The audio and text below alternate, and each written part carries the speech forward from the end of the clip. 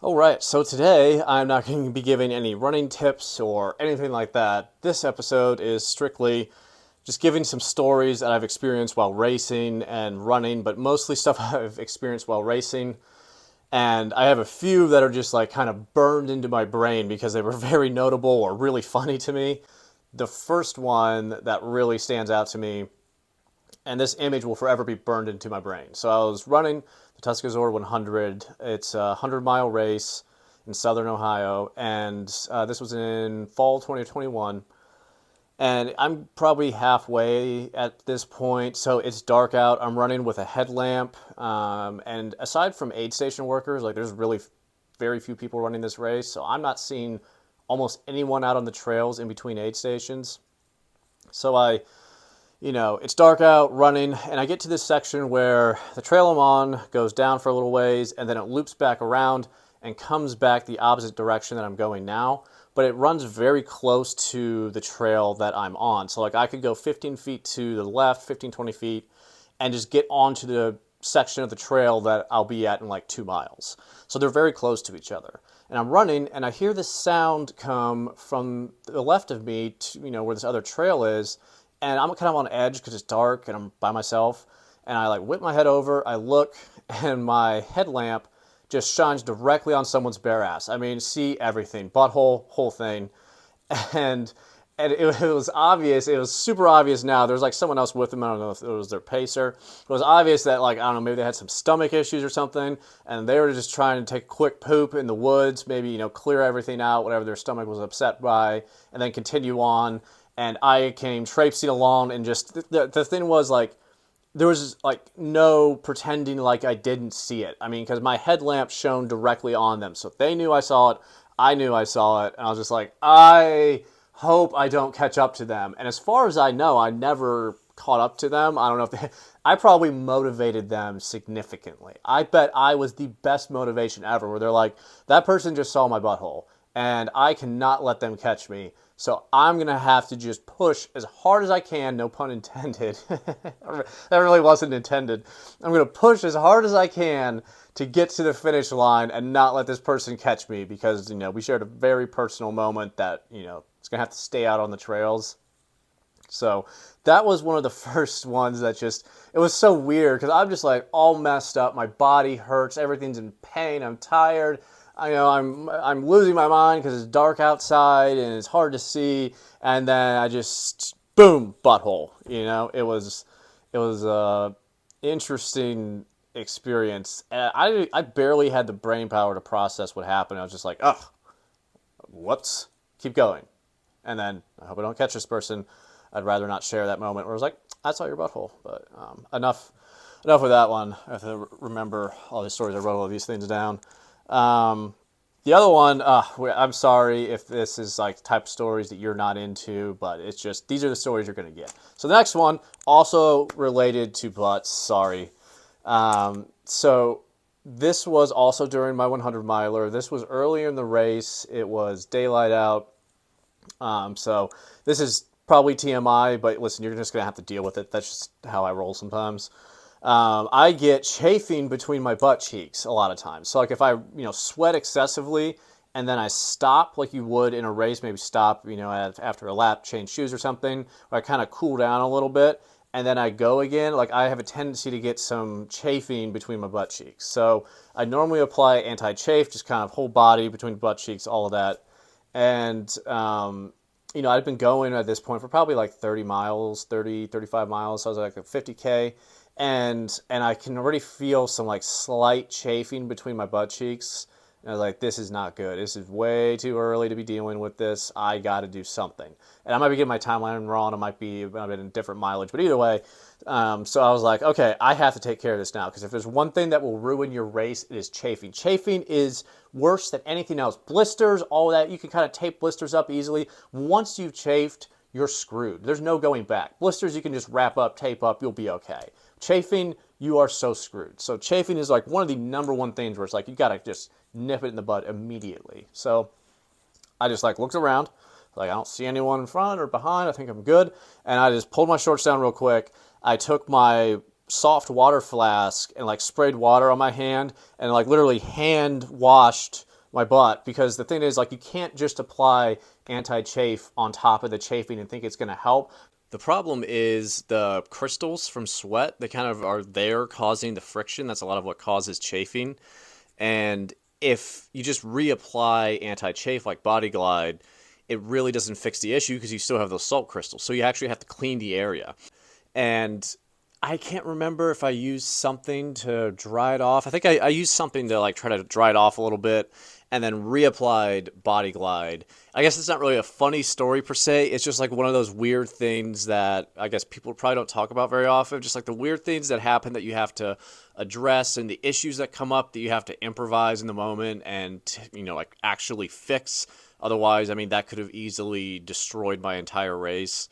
But it's just, it's an odd thing. I don't know, it's just one of those kind of weird moments that happen during a race. The other one is birdseed. So this was like towards the end of the race, and this aid station always has a theme to it. And this year's theme was a wedding. So there was like, it was wedding themed. It had wedding stuff all around.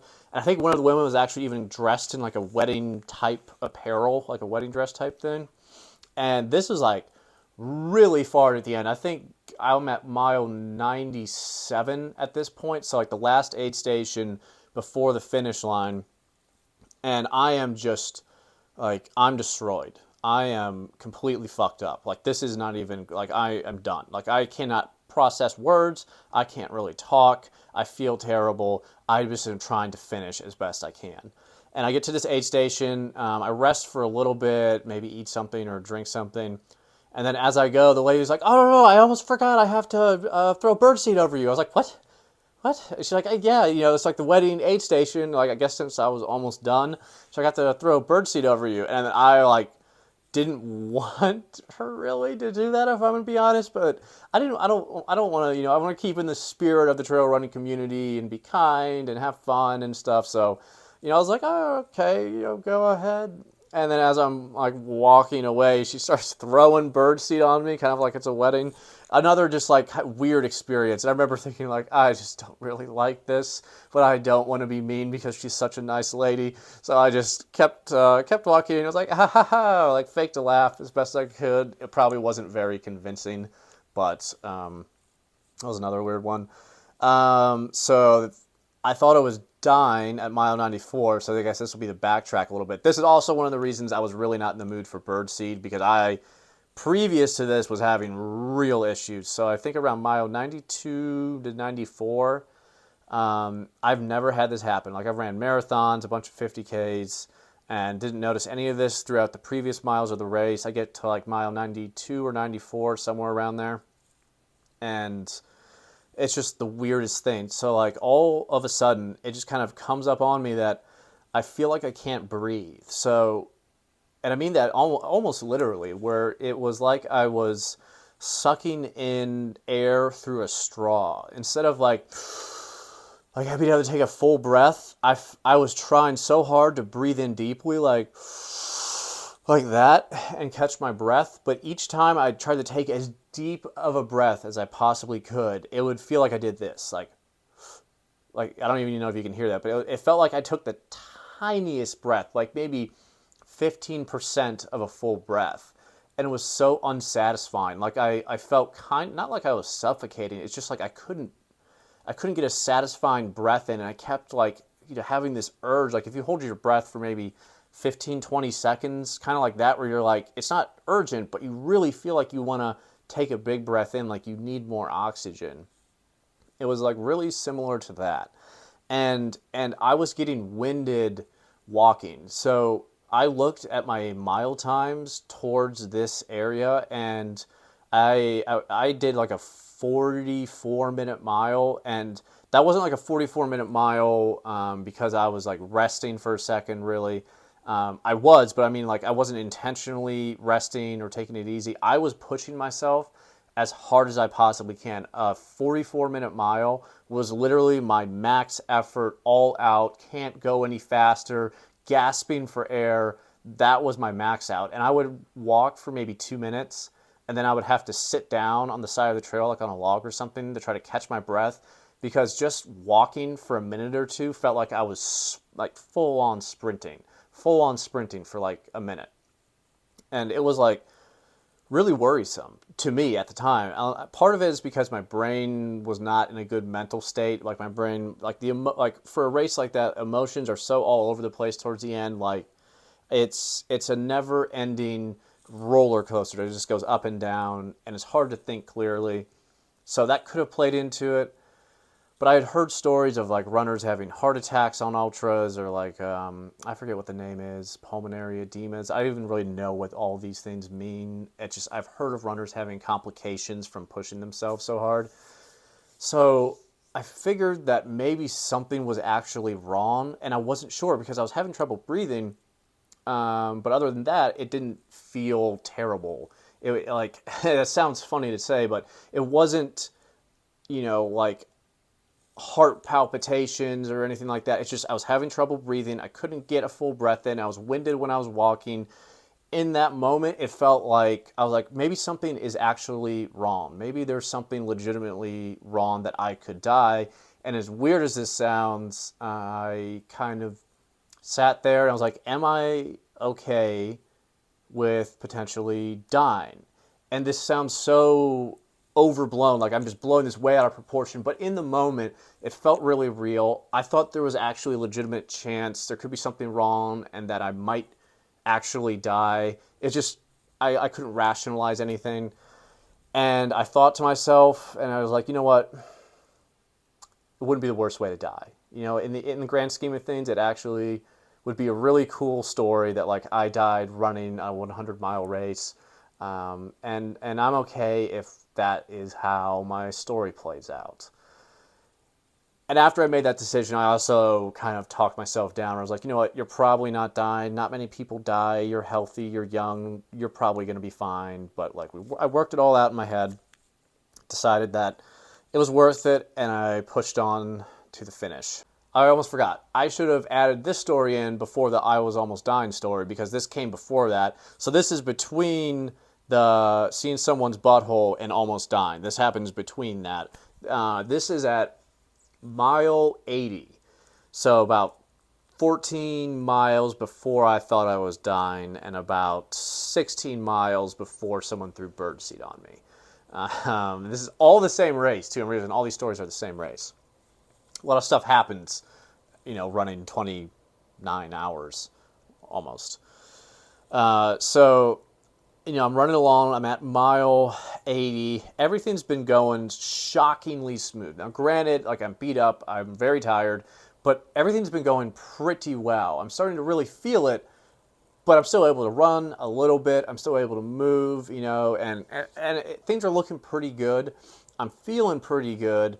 I'm making decent time. Not fantastic, but at least decent time.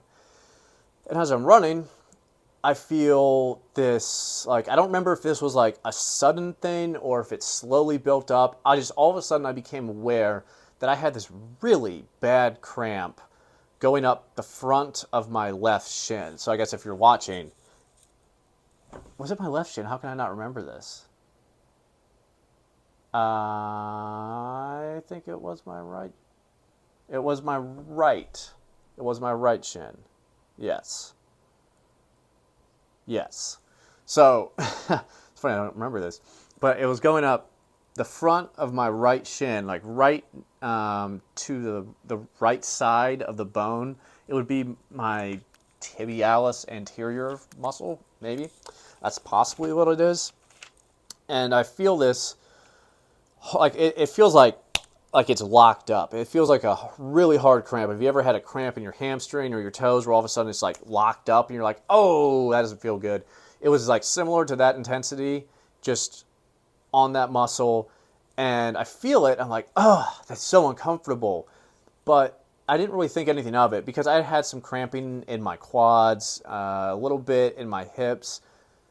And, I've ran 80 miles at this point, farther than I've ever ran before. So at that point, I just assume that everything's normal because I have no baseline for how I should feel at mile 80. I've never been there. So everything that happens, I'm like, oh, I guess this is normal for running this far.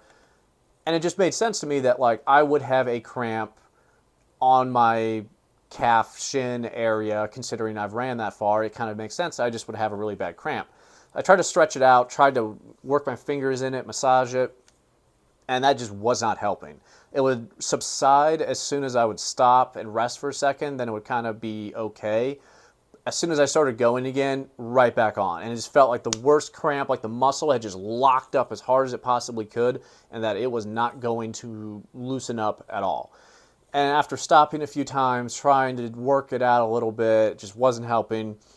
I just finally decided, whatever. I'm just going to keep running, ignore it as best I can, deal with it. I'm not quitting because of a cramp. Like, that would be so stupid to come this far and be like, oh, my shin was cramping. I just couldn't keep going. That's the dumbest thing. So I was like, I'm going to keep going, ignore it, whatever. Keep running. And it really doesn't get much worse. I mean, I guess it could have gotten worse, but it just felt super locked up, and it was painful, but not excruciatingly painful. So I finish out the race, the last 20 miles, cross the finish line, just absolutely spent 100%. I kind of limp over to the grass next to the finish line and sit down just to soak in the experience, soak in like what had just happened, what I had just done. And one of the race directors, the race directors for this race, it's Race Brimstone's races, they are the best, awesome people. One of them walks over, he brings me some pancakes and some syrup. Super awesome guy. It was so, like, I don't know, I wasn't even hungry, but like I knew I needed to eat at least a little bit, because I didn't really have the stomach to eat much towards the end. I eat some of these pancakes, which were delicious, and like homemade maple syrup, just, excellent. And I get up and go to take one step with my right leg, and I almost fall over. Like, I can't put an ounce of pressure on it. And all of a sudden, like, I was just running on it 15 minutes before. Like, oh, well, running's generous. I was walking what felt like fairly quickly and aggressively for like 15 minutes ago. And now I can't put any pressure on it at all. Fortunately, there's a really nice lady helped me bring my stuff to my car, and like I slept in my car for a little bit and then drove home.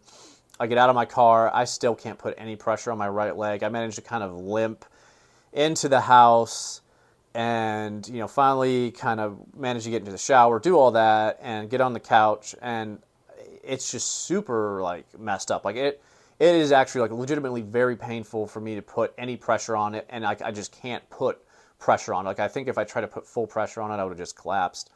And I could see like a bruise on a specific spot where the pain is most intense. Like, if I put my hand on my shin and kind of go down the front, I can feel the most pain right where this bruise is.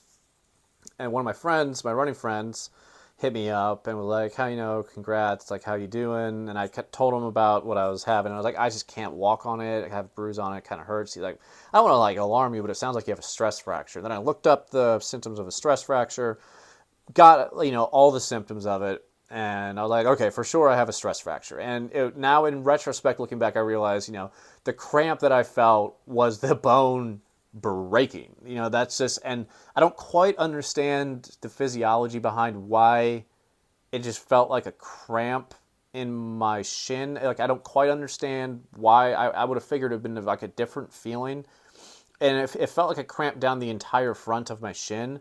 But then after I stopped running, it was a more pinpointed pain, although it did still like radiate up and down. So if anyone has any knowledge of why it felt like that, it'd be cool to know. But yeah, so that was part of the thing that, I don't know how I would have reacted in the moment if I'd have known it was a stress fracture. I do think there would have been a decent chance I would have quit. I think there was a decent chance. I don't know if I would have or not, but it's always interesting to me to think about that. I'm very happy in retrospect that I didn't know and I didn't figure out it was a stress fracture, because that would have been just like an extra mental thing where I had to worry, like, well, if I keep running on it, is it like gonna like compound fracture or something? Like, how dangerous is this? It was good that I didn't have to worry about that, and I just thought it was a cramp, and I was able to finish, and now I have a cool story to tell that I finished the last 20 miles of 100 with a stress fracture. So it's a cool story that I'm glad I didn't understand what was happening in the moment. Ignorance truly is bliss sometimes, but that was just like an interesting thing.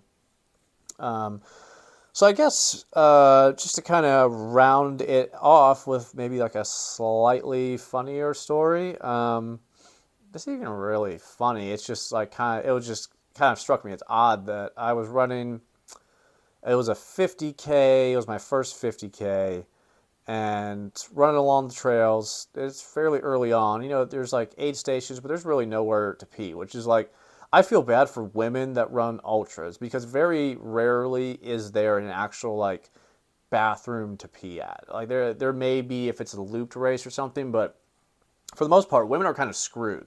And it's like a whole thing. So like it's really hard to deal with that as a woman. Like I can just run off into the woods for a second, pee really quickly, keep going. Like it's a whole different thing. Like women can't do that, but it's also like, there's people running and stuff. So this is I found it interesting that so this woman who was running this race, she had to pee and there's no bathrooms, and I applaud her for just complete lack of caring. She did not give a fuck about what anyone thought of her. She had to pee and she was just going to get it done. So she stopped and her boyfriend was just standing next to her, and she literally took, I would say she was roughly 24 inches off the trail, about 2 feet off the trail. Just took like 1 or 2 steps off the trail, just started peeing, and like there's like 10 people running by her. She doesn't care at all. And it was just weird. I was like, oh, welcome to trail running, I suppose.